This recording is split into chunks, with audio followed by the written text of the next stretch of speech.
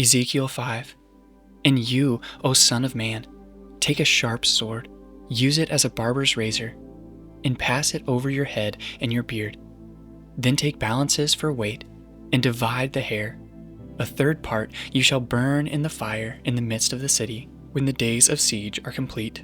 And a third part you shall take and strike with the sword all around the city.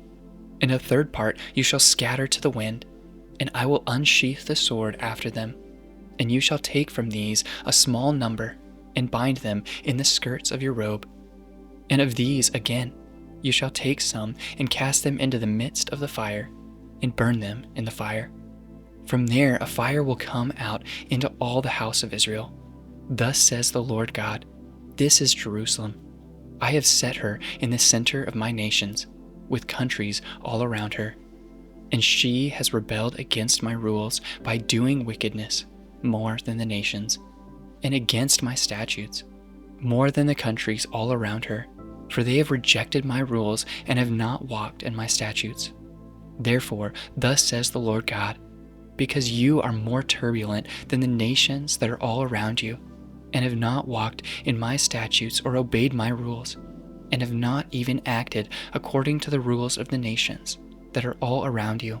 Therefore, thus says the Lord God, behold, I, even I, am against you, and I will execute judgments in your midst in the sight of the nations. And because of all your abominations, I will do with you what I have never yet done, and the like of which I will never do again. Therefore, fathers shall eat their sons in your midst, and sons shall eat their fathers, and I will execute judgments on you. And any of you who survive I will scatter to all the winds. Therefore, as I live, declares the Lord, surely because you have defiled my sanctuary with all your detestable things, and with all your abominations, therefore I will withdraw. My eye will not spare, and I will have no pity.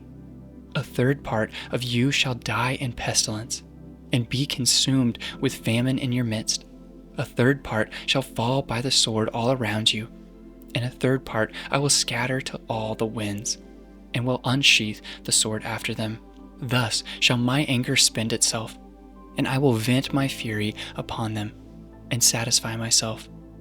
And they shall know that I am the Lord, that I have spoken in my jealousy, when I spent my fury upon them. Moreover, I will make you a desolation and an object of reproach among the nations all around you, and in the sight of all who pass by. You shall be a reproach and a taunt, a warning and a horror to the nations all around you, when I execute judgments on you in anger and fury, and with furious rebukes. I am the Lord. I have spoken, when I send against you the deadly arrows of famine, arrows of destruction, which I will send to destroy you. And when I bring more and more famine upon you and break your supply of bread, I will send famine and wild beasts against you, and they will rob you of your children. Pestilence and blood shall pass through you, and I will bring the sword upon you. I am the Lord. I have spoken.